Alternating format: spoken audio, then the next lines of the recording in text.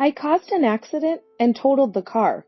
My boss, who took my luxury car for a drive without permission and wrecked it.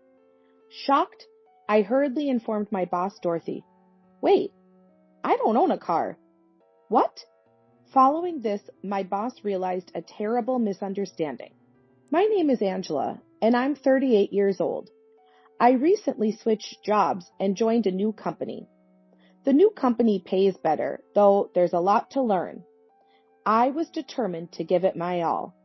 The person who became my boss at the new company I joined was a woman. Her name is Dorothy. She was a very well-dressed person, and I thought she looked like a model. Working with someone like her was exciting. However, that feeling turned to despair when I discovered her true nature. Dorothy was incredibly unreasonable and envious. She harshly reprimanded subordinates for mistakes and was prone to gossip and bad-mouthing others.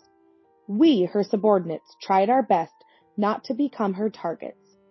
Our department essentially supports the entire company, so we're always busy. Dorothy, however, didn't seem to think so.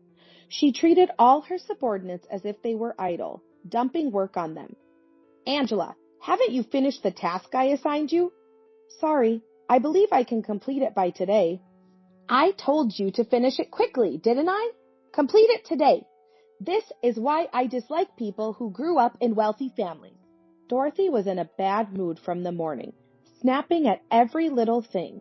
Moreover, she seemed to have singled me out, frequently complaining to me. It started when she learned that I came from a wealthy family. I have a husband who earns well, and she could tell from my clothing. From day one, she instructed me to change my dress style, and I quickly developed an aversion to her. Therefore, I focused on learning my job and becoming independent to avoid drawing her attention. But even then, she would periodically vent her frustrations on me. I don't know if you're new or what, but you need to learn your job quickly. Do you even have the motivation? I'm sorry. Sorry doesn't cut it. I've entrusted you with important work, so just do as I say. Dorothy glared at me harshly and stormed back to her office with a huff. Though I wished she would handle important tasks herself, saying so would only make her angrier, so we subordinates could only apologize. Just as I was thinking it had been a disaster from the morning, Dorothy came from her office towards me again. She had a face like a devil. What's the meaning of this? Yes, what's wrong? Don't play dumb. You haven't finished managing the supplies yet. I plan to do that after completing the task you assigned me and scheduled it for tomorrow. I even entered it in the schedule. Don't make excuses. Your work pace is so slow. That's why it's never done on time. Do you understand that? Dorothy's eyes narrowed as she yelled, waiting for this moment. I shrank under her verbal assault. I had prioritized her tasks, thinking supply management wasn't urgent, but she wouldn't accept that explanation. Dorothy seemed only interested in yelling, not noticing that I was repeating myself. Feeling helpless, I couldn't respond and just repeated the same reason when she pressed for an explanation. Dorothy seemed only interested in yelling, not noticing that I was repeating myself. It seems like there's a lot of anger here. What happened? Oh, Susan. Well, this subordinate is having trouble learning her tasks. Just yelling won't help her learn. Why don't you explain the steps clearly and have her take notes? I felt rescued by her voice. She was Susan, the superior of my boss. Her name was also Susan, and although she looked demure, she was a very reliable woman. My colleagues and I admired her. She was the only one who could stop Dorothy's tyranny. Okay, Susan. I have a bit of free time right now. If you're too busy, shall I teach her? Oh, no. It's not something that should trouble Susan. Really? But you seemed so angry. It must be very important, right? Dorothy, cornered by these remarks, appeared uncomfortable. She made up some excuse, took the documents Susan had brought, and quickly retreated to her office. Watching Dorothy's reaction, Susan chuckled mischievously. She didn't need to get so angry. I wonder if something's bothering her. It seemed the department head knew I was being scolded for not managing the supplies. I thanked Susan for her help and turned my attention back to the task I was assigned. I secretly wished Susan, not Dorothy, was my boss, so I wouldn't have to shrink away every day. But I kept these thoughts to myself. That afternoon, I was summoned to Dorothy's office. Wondering what it was about and fearing another unreasonable scolding, I reluctantly headed to her office.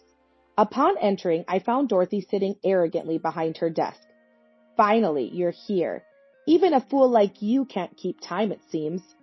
I grimaced immediately upon hearing her sarcastic comment. Not missing my expression, Dorothy remarked that my face made the room gloomy. As my face stiffened at her words, she suddenly said, "Since you're struggling to learn your job, I've decided to personally mentor you." What? I was shocked, and my eyes widened. Then Dorothy demanded that I should be more pleased, saying something unreasonable. "Be more grateful. If you accept my guidance well, you might even get promoted." "Yes, thank you." "Well, by then I'll have been promoted even higher." Dorothy laughed, imagining her own promotion while I felt like sighing. If I get promoted and she advances further, it would be even more challenging. I don't have a strong desire for promotion. I'd rather have a peaceful time without dealing with Dorothy. But now that it's come to this, I can't escape. So consult me before doing anything. I reluctantly agreed to her instruction. The next day I found myself being manipulated by Dorothy yet again. The first task she assigned me was managing her schedule. Though I thought she should do it herself since I'm not a secretary, I complied quietly, knowing refusal would lead to her yelling at me. The next task I was assigned was a job that Dorothy should have been doing. Primarily, it involved handling personnel documents and gathering materials for an upcoming event at the company. I already had other tasks, leading to increased overtime hours. While working, I consulted Dorothy on everything as she originally instructed. It was her work after all, and I wanted to give her due respect. However, Dorothy grew increasingly irritated and soon started yelling as soon as I entered her office. "Don't come to me for every little thing. Think and act for yourself." "But this is your work, Dorothy, and I didn't think it was right for me to decide on my own." "Excuses, excuses. Just get on with it. I only want to see results. I asked you to do these tedious tasks so I wouldn't have to, and if you keep asking for my opinion, it defeats the purpose." "Oh, okay, I understand." I felt anger towards Dorothy for yelling at me. I couldn't understand why I had to work overtime for her credit. When I discussed this with my husband, he agreed it was unreasonable. But every time I tried to confront her about it, she would just scream, leaving me unable to do anything.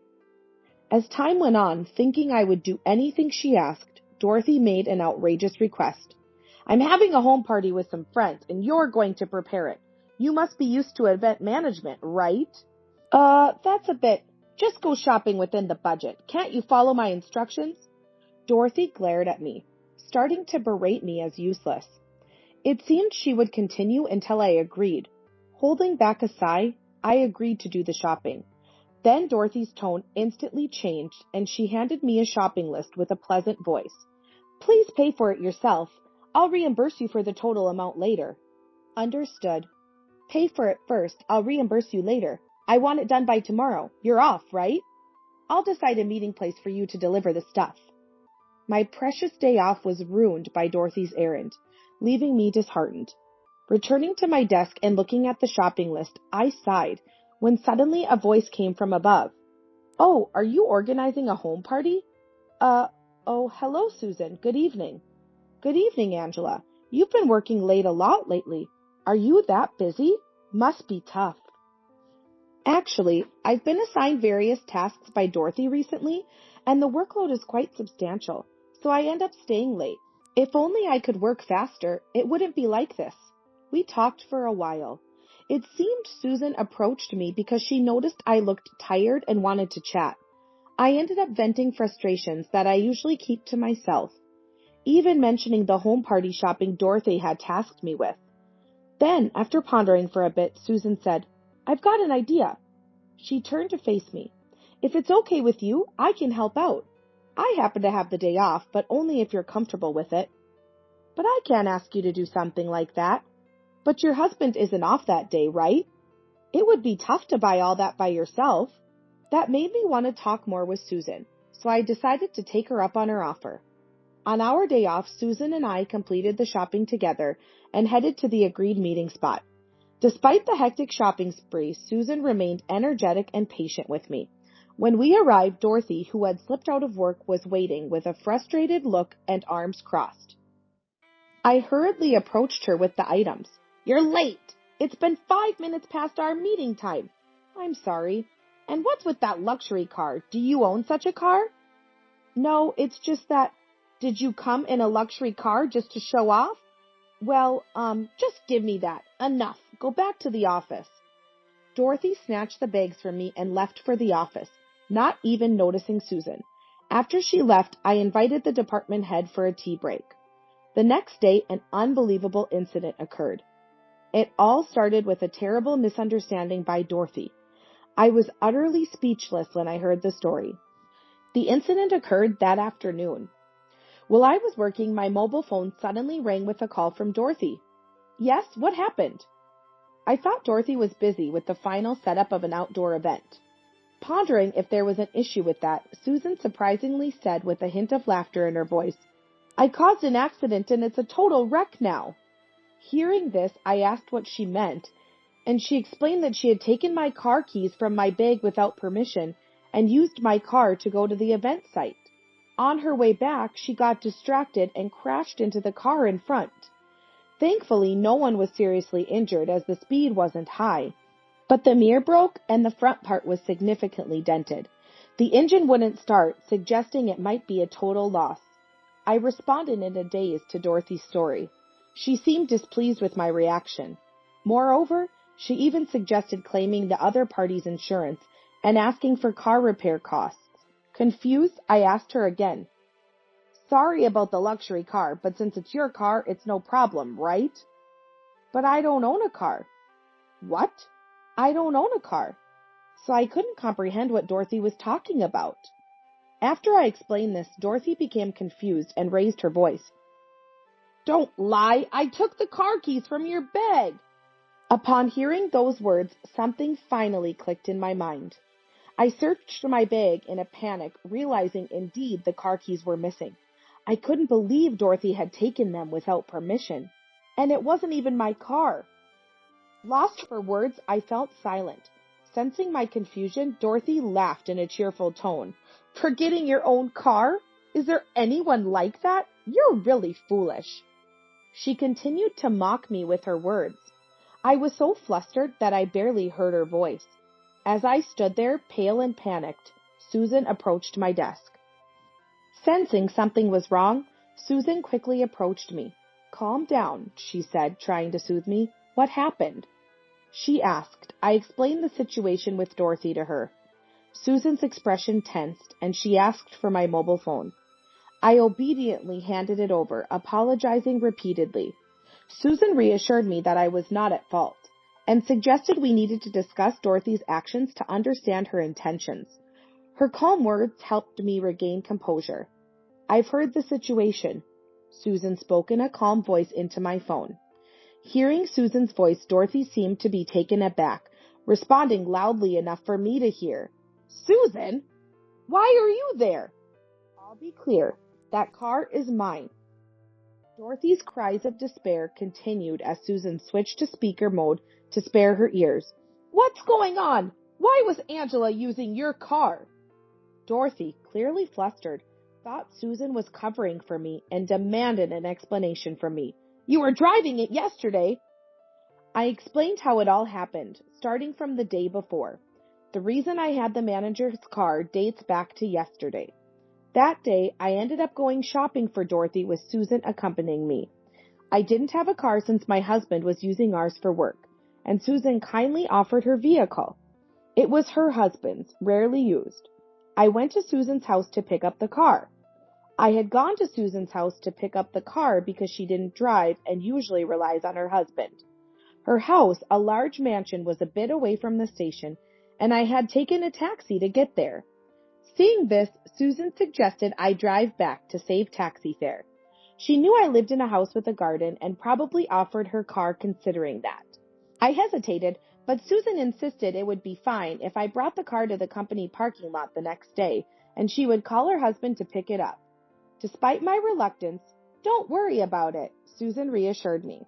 I might go to a restaurant with my husband that evening. He rarely dines out with me unless there's an excuse. Her light-hearted words and laughter allowed me to accept her offer. With her help, I managed to complete all the shopping. It was a luxury car and I was initially nervous driving it, but I got used to it over the day. That evening, I drove the car home as Susan had suggested. My husband was excited and surprised to see such a luxury vehicle. The next morning, I drove to work in Susan's car and parked it in the spot she had designated, planning to return the keys later. Hearing my explanation, Dorothy gasped, realizing her huge mistake. "What should I do?" "Come back to the office first, then we'll talk." Susan's stern tone seemed to scare Dorothy, who let out a short scream. Upon returning to the office, Dorothy looked exhausted. She had been immediately summoned by the higher-ups as Susan had reported the accident. Susan then told Dorothy, "After you finish talking with them, come to the meeting room," she called out. In the afternoon, I joined Susan in the meeting room waiting for Dorothy. When she arrived, her face was pale, and she was visibly shaken. "Please, take a seat over there." Dorothy obediently sat down across from us. "What did the upper management say?" Susan asked. Looking for confirmation, Dorothy repeated the details of her discussion with them. It seemed she had been demoted. Dorothy's harsh treatment of subordinates and involvement of them in personal matters had also been criticized. "I'm being moved to a subsidiary." Seeing Dorothy disheartened, Susan calmly informed her that it was a natural consequence. Dorothy, feeling cornered, suddenly turned her angry gaze towards me. However, as soon as her gaze shifted to me, standing next to Susan, her eyes widened in surprise. "This is all your fault!" In a fit of rage, Dorothy lunged at me. I was caught off guard and couldn't resist as she pulled me towards her. Susan tried to intervene, but struggled against Dorothy's strength. I told Susan to call security, trying to resist Dorothy as best I could. But I knew this wouldn't last long. An excited Dorothy started yelling and berating me loudly. "I didn't like you from the moment I knew you were rich. If I hadn't known, I wouldn't have mistaken that luxury car for yours." "That was your mistake. It's outrageous to take someone else's things. How dare you say that to me? You always look like everything's perfect. It's infuriating. Even Susan likes you. Did you plan all this to get me out of the department?" "Absolutely not. This is your responsibility. Please calm down." Despite my pleas, an enraged Dorothy began hurling irrelevant insults. Thankfully, Susan arrived with security and they restrained her. I adjusted my clothes and stepped away from Dorothy, who continued to glare and hurl resentments at me. Frustrated with everything that had happened, I couldn't help but confront her. Hearing her absurd rant, I was utterly dismayed. "After exploiting me, you steal and try to make me pay for the repairs? And now you want me to take responsibility? Are you sane? You're my subordinate. Your job is to obey me. I can't stand that you're richer than me. How can a subordinate not listen to me? That's what's wrong with girls raised in wealthy families. Subordinates aren't here just to clean up your messes. If all you can do is shift blame, don't act so high and mighty." Hearing her absurd rant, I was utterly dismayed. How could such a person be in charge? Even if she was competent at work, the choice of her for a leadership role was a mistake. Susan sighed, seemingly having anticipated this outcome. She had been visiting our department regularly because she was concerned about Dorothy's behavior. Dorothy's promotion had been influenced by Susan's boss, to whom she had apparently been excessively flattering. Hearing this, I felt I understood a bit of Susan's struggle. As Dorothy was led away by security, I shot her a cold look and she glared back.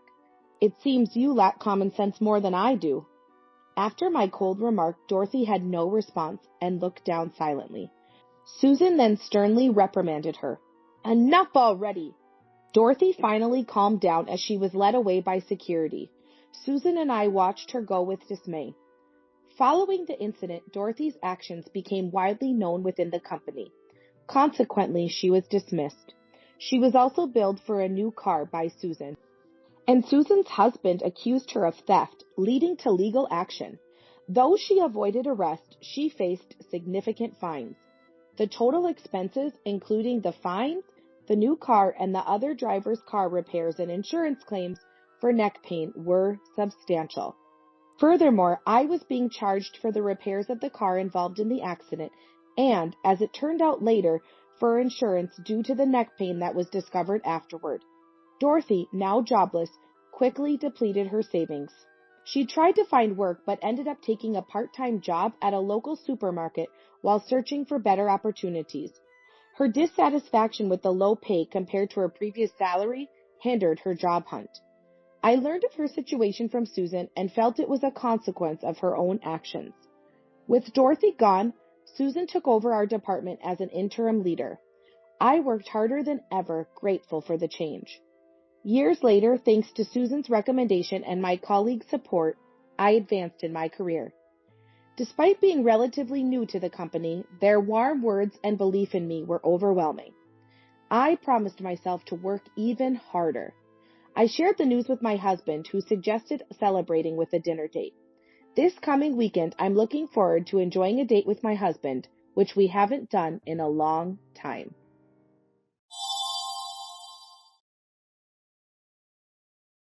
What are you doing? That's why that woman's daughter is no good. She's slow to learn, slow to move, and clumsy. I can't stand to watch her. It seems that my mother-in-law, Sally, has a grudge against my mother, and she has been targeting me as well, which is truly unpleasant to the point where I want to cut ties with her. However, I've been tolerating it because I get along well with my father-in-law, Joe, and my brother-in-law, Nick. But I've been putting up with it because she gets along well with Joe and Nick. That was until Sally started playing her schemes. My name is Mary, a 32-year-old housewife. Life was full of various hardships until I married my husband, Tom. We met in middle school. I was living in poverty because my parents' company went bankrupt. On the other hand, Tom was the youngest son of a well-established upscale restaurant owner. His family never faced bankruptcy, and he was known as the richest kid in our class. It should have been the other way around. At that time, I thought so and was cold to Tom. But as we were in the same committee and got closer, I'm the youngest son, so my parents don't expect much from me, he said sadly. Seeing Tom like that made me realize that having money doesn't necessarily mean happiness. From then on, I was drawn to Tom, and on the day of our middle school graduation, I confessed to him, and we started dating, continuing even after becoming working adults. However, one day while on a date with Tom, we unexpectedly bumped into Sally. I had hardly seen Sally, maybe only at entrance and graduation ceremonies, so it was almost like meeting her for the first time. "Nice to meet you, I'm Mary, dating Tom," I greeted her, but Sally didn't return the greeting and looked at me sternly. "I know. I've had your background checked. It's fine to date Tom for fun, but don't think you can become a part of our family." "Mom, why would you say that?" Tom retorted strongly, but Sally ignored him and left. I was trembling with shock and fear, unable to look at Sally's face and just looked down. However, Tom comforted me, and unexpectedly, this incident strengthened our resolve to definitely get married. Since then, I've gone with Tom to his family's house for family meetings. But no matter how much we asked, Sally refused to let me enter the property, so we kept visiting until we were allowed. However, mentally, it becomes tough when the situation of being turned away from the in-laws' house once a week continues for a year. Then, one day, Sally, who always comes out to refuse us, was bedridden due to illness, and Nick, the eldest son, came out in her place. "Mom's asleep, so come on in." Nick casually led us into the house, ignoring Sally's opinion. The house, belonging to a family that runs a high-end restaurant, had a stylish and pleasant interior. Joe was in the restaurant's kitchen and, "I'll tell him to come home after noon," Nick said, and until then the three of us chatted. Tom seems to be close with Nick. When Nick talked about their childhood, Tom would get embarrassed, and it seemed like a fun, brotherly relationship. Then Sally walked into the living room. "What? I told you to turn away any woman Tom brings." Sally spoke strongly, but she was coughing, seemingly unwell. "There's no need to turn her away. Isn't it rude for Mom not to meet someone who's been coming for a year?" "Maybe that's true, but—" Sally, unable to say more, sighed and left the living room. Nick then politely apologized to me. "Mary, I'm sorry about Mom." While this was happening, Joe came back and entered the living room, taking off his hat to greet us. "Welcome. So you're Tom's fiancé. What a lovely girl. We all welcome you here." I had thought Joe, being a chef, might be a difficult person, but he wasn't. Not knowing this, I nervously returned a forced smile, thinking he might be hiding his true self. It turns out only Sally is against the marriage, while Joe is rather welcoming. Though we run a high-end restaurant, we're not a strict family. I don't necessarily want the kids to take over the business. Doing what they want and marrying who they love to lead a life without regrets is what's most important. Joe shared his opinion. Then Nick added, "It would be okay with just relatives, but Mom insists the marriage partner must be from a high-status family. David might not know, but Mary and Tom have been turned away by Mom every week for the past year." Hearing this, Joe's expression changed. "A year? If that's true, it's unforgivable. Bring Sally here." Nick went to call Sally, and she staggered into the living room, clearly unwell. "What now? I'm not feeling well today." "So be it. Let's keep it short. You've been turning away Mary, who's taken the trouble to visit our house for a year?" "Well, it's because her parents ran a company, went bankrupt, and even got into bankruptcy. She doesn't fit in with our family." "So what? What does her parents' bankruptcy have to do with her? Isn't it wrong to oppose for such a reason?" Then Sally, momentarily at a loss for words, brought up something I never expected. "The thing is, Mary's mom was my classmate during my school days. I didn't like her.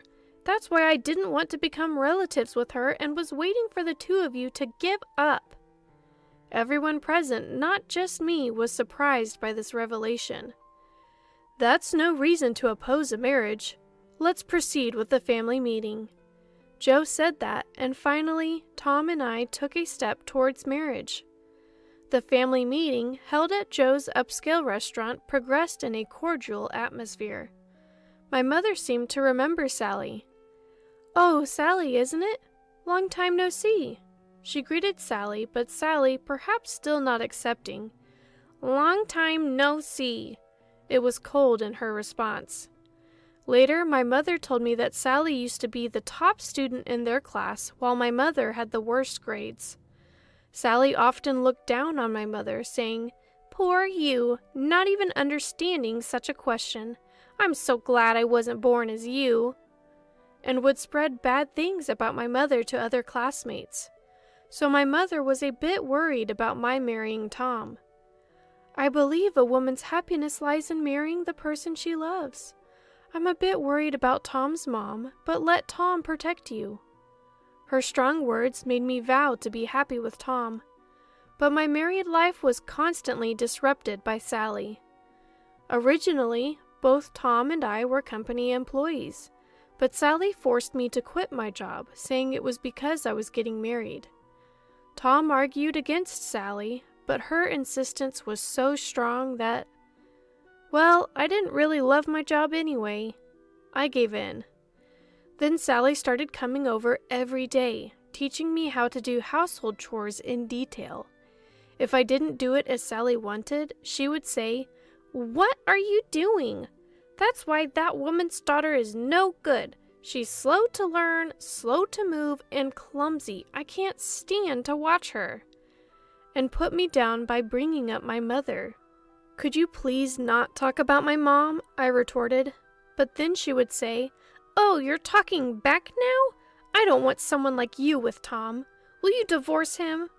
And present me with divorce papers. Only Tom's section was filled out, and I cried when I first saw it, believing it was real. Sally would leave in the evening, and when Tom came home, "Are you really wanting a divorce, signing divorce papers just because Sally told you to?" I confronted him, crying. "I don't know anything about divorce papers. I've never written anything like that." Tom insisted strongly. So the next time Sally brought out the divorce papers as a threat, I decided to check them more carefully. The handwriting looked similar, but slightly different from his usual writing. "Sally, could I have those divorce papers? I want to go to the police to verify they're fake. You know, forging official documents is quite a serious crime." After I said that, Sally stopped bringing the divorce papers, but she continued to mock me for being poor and having bankrupt parents, making our mother-in-law and daughter-in-law relationship very strained. Even now, 3 years into our marriage, it seems Sally still doesn't like me. One day, when Sally came to our house, she surprisingly seemed calm, so I immediately became cautious. Then, "Mary, I'm sorry for everything I've done to you," Sally said. "What?" "I've been reflecting on how horribly I've treated you. So as a gesture of reconciliation, would you like to join a dinner party I'm hosting? It's going to be a women-only gathering at our restaurant, kind of like a ladies' night. It won't be just any women, but wives of company presidents and women who run their own businesses will be there. I also want to make amends with your mom, so please come together." She invited me to the event. Sally seemed genuinely repentant. There's no reason not to forgive someone who is truly sorry. Certainly, there are countless grievances from Sally delaying our marriage by a year, disrupting the married life I envisioned, and making unpleasant comments about my parents. But since Sally was apologizing, I decided to forgive her just this once. I'll let my mom know. That day, Sally left promptly without lingering, and I believed she truly had repented. When I told my mother about it, she said, "We had our issues in the past, but now we're both parents of children, so we might get along. But if that's the case, I'd like to meet just you, me, and her. It feels odd to be with people I don't know." Initially reluctant, I relayed this to Sally and explained the reason. However, Sally seemed unsatisfied and called my mother directly, persuading her until she agreed to go. After the call with Sally, my mother phoned me. Somehow I ended up agreeing to go. I'll go this time, but this will be the last. I found it a bit odd. Would someone who is repentant and wants to apologize really insist on someone's presence despite their reluctance? If Sally had ulterior motives, it would make sense for her to insist, but I couldn't easily doubt her. I decided to trust Sally, who seemed to have genuinely repented and apologized that day. On the day of the event, I finished a light breakfast and arrived at the restaurant around noon, excited. The meeting time was 1 p.m., but no one was there, so I waited a bit longer. After waiting for 30 minutes and still no one showing up, I called Sally. "Sally, where are you? We're already at the restaurant." "I'm sorry, some of the attendees needed a ride, and I got a bit lost." "You're driving? Sorry about that." "It's fine, I'm on speaker. My phone is on the passenger seat. I'll be there soon, just wait a bit longer," Sally said and ended the call. After another 30 minutes with no sign of anyone, I called Sally again. "Sally, are you still lost?" "I finally found the way, but there seems to be an accident and I'm stuck in traffic. I think I'll be there in about 30 minutes. "Is it okay if we go inside first?" "No! Actually, I wanted to keep it a secret, but there's a surprise set up in the reserved private room, and I don't want it to be seen. Also, I've informed the restaurant, so don't worry about the time." Understanding her point, my mother and I continued to wait outside the restaurant. An hour later, 2 hours after we began waiting, Nick arrived at the restaurant. I heard someone was waiting outside, but I didn't expect it to be Mary and her mom. What's going on? Nick appeared to be working, wearing a white chef's jacket and hat. We're waiting for Sally. She said she got lost and then caught in traffic. Do you believe that? That's Mom's lie. She's been dining in a private room with friends, already on dessert. What? Did they start despite missing 2 people? No, the count was exactly right. Then my mother, usually gentle and calm, showed a terrifying expression I had never seen before. Would you mind taking us to that private room? Nick, turning pale, led us to Sally's room. As Nick quietly tried to open the door, my mother burst in with a loud bang. Everyone looked surprised, and Sally was initially shocked, but then, "Oh, you found out? Thank you for waiting 2 hours. I told you to come 30 minutes later than the actual time. Wouldn't it be funny if a miserable mother and daughter were standing outside when we left? But now that it's come to this, there's no helping it. This place is a social venue for the winners. Could the poor people please leave?" She looked down on us, smirking and laughing. However, Sally was the only one laughing. None of her about 8 friends were. Then my mother, with a bright smile, responded, "Is that so? How interesting. I recognize everyone here. Would you mind conveying a message to them? Cancel our deals." Deals? Yes, I know all these people. Some are company owners, others are wives of presidents. As my mother said this, Sally burst into laughter. Amazing, isn't it? You were a president's wife over 10 years ago, right? Are these from that time? But who wants to associate with someone whose company went under? What are you talking about? Yes, my husband once bankrupted his company and is now an employee. But I started my own company 5 years ago and made it big. I'm in business with these ladies here. It was a surprise to see them. You can't do that. You were always bad at school and clumsy. You'll bankrupt it again, won't you?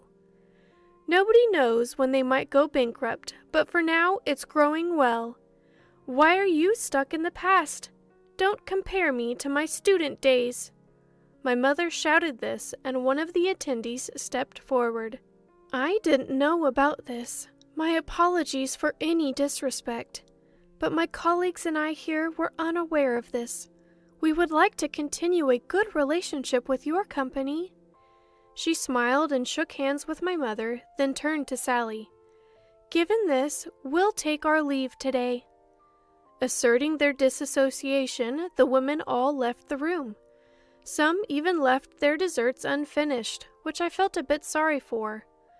I thought this incident might make Sally reflect a bit, but suddenly she grabbed my arm. Mary, how dare you embarrass me like this as a daughter-in-law? Angry, I immediately shook off her hand. Please stop. And I showed a reaction of rejection. I believed you when you said you were sincerely sorry and had reflected. But this treatment is the worst, don't you think? I can never believe any apology from you again. I won't be fooled by such tricks, nor will I accept any invitations from you ever again. I had never spoken back to Sally this firmly before, so she seemed quite surprised. I didn't mean it like that. I just wanted you to respect me.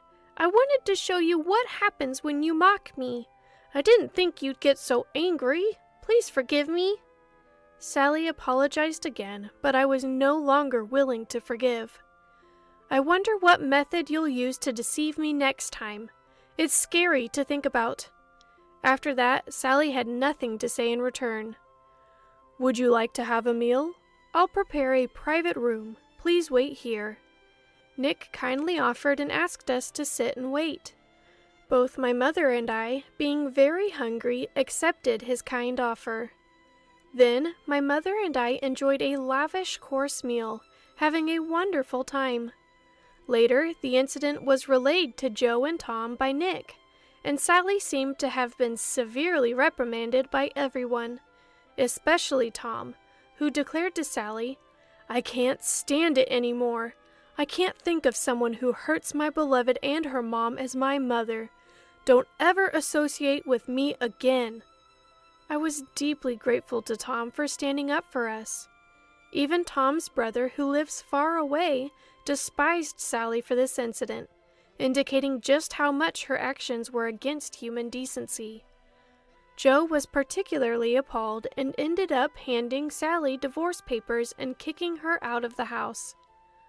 Although Sally won't face financial difficulties even if divorced, due to property division, she's now living a lonely life, despised by her sons and abandoned by her relatives. Right after Sally stopped bothering me, I discovered I was pregnant. It seems the stress from Sally had been affecting me. This made me think that Sally had dug her own grave, and in a way I was thankful for that. Tom was overjoyed about the pregnancy and said, "I'm sorry for all the stress you've endured. From now on, I'll do my best to protect our child and our whole family." His words filled me with happiness. I too resolved to protect and cherish the happiness of our precious family.